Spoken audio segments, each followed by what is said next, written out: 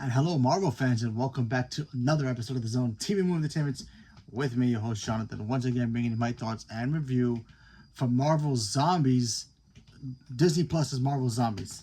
4 episodes, folks. So, spoilers ahead if you have not seen this because there's only 4 episodes. And I was going to do the breakdown, episode 1, 2, and 3, and 4, but I feel like it's kind of a waste. So, let me just explain. So in this is basically kind of a continuation, if I'm not mistaken, kind of a continuation of what happened in What If, where we saw the Avengers get killed out of a zombie outbreak and everybody got infected and everybody died, except for certain people like Spider-Man, Scott Lang, so them, they survived.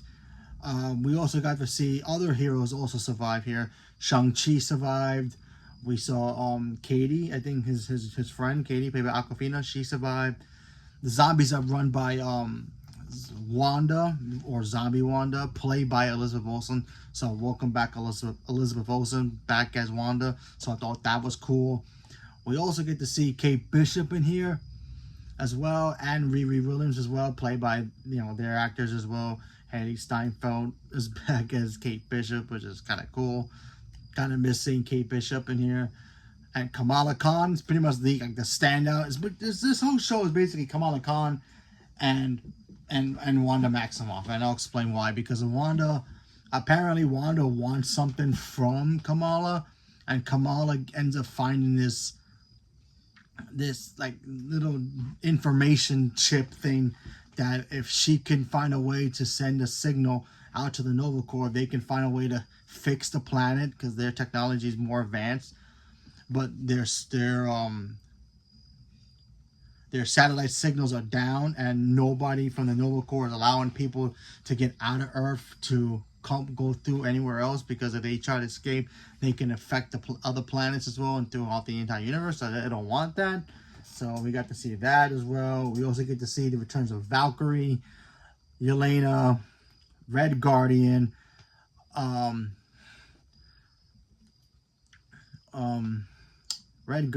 his wife as well, come back as well. Spider-Man, like I said before, was there. We got to see what happened to him after Wakanda. We also saw Zombie Thanos. Zombie Thanos takes out Thor and Rocket and Groot, and Thor becomes kind of broken in this. We literally got to see a rehash of Bring Me Thanos in Endgame when he teleported to Wakanda and he fights Thanos, zombie version this time around, with the Infinity Gauntlet, and he vaporizes. I'm talking vaporizes Rocket and Groot to the point where we only see Rocket's skeleton, which I thought was like, wow.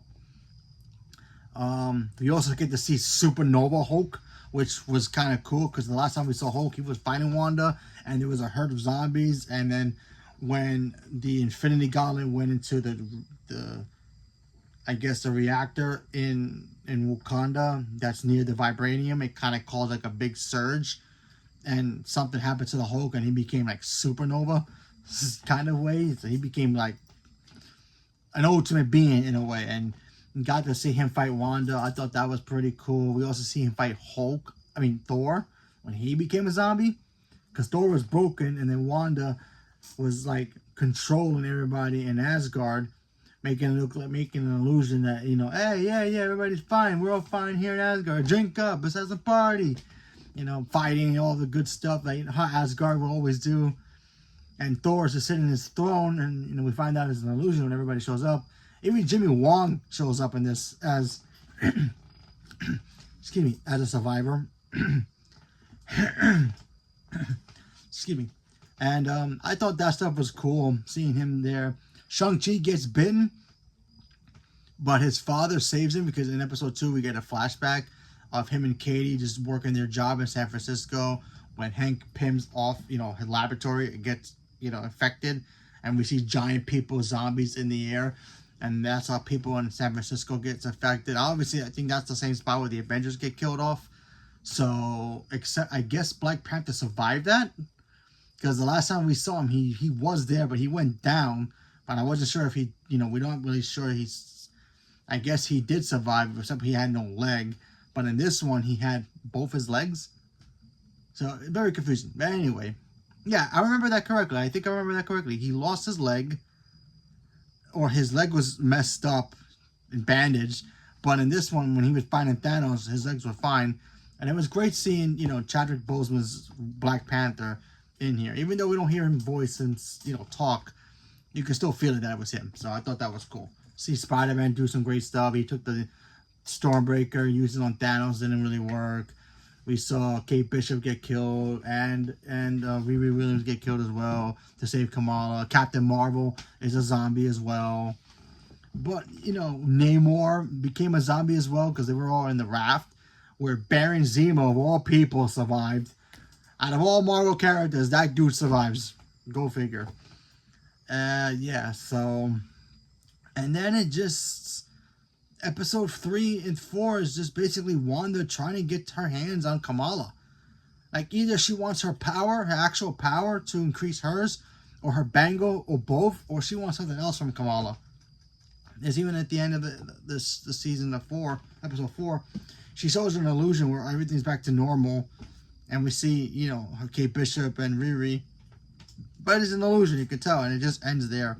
So I'm still a little disappointed that it was only 4 episodes. I mean, 30. Alexa, stop. Excuse me. They were 35 minutes long. Some of them were 28 minutes long. Some of them, but still. I mean, I kind of wish it was a bit longer, and I also kind of wish it was more episodes. Now, I know I'm not sure if this is a part 1 and next week is part 2. I'm not sure. But if it's only 4 episodes, that's kind of disappointing in my opinion. There were some great moments. We saw Yelena. We saw Red Guardian. Red Guardian's wife in here, played by Rachel Rice. Probably butchered. I apologize. Seeing all of them in here. Seeing Namor get beat and destroyed as well. I thought that was cool. Red Guardian fought Captain America with no legs. He beat him, so that was cool. We saw Abomination as a zombie as well, so I thought that was like, wow. Saw Hulk go all supernova on Thor and killed him after he became a zombie. So yeah, there were some cool moments in here, but overall, I'm a little disappointed, especially if this is only 4 episodes and it's done. I mean, if we get a season 2, great, but if this is done, it's a one-shot thing, and I'm like, what was the point of it? Marvel's about to close the multiverse stuff anyway. Did they just bring it out just to finish it off and that's it? I don't know.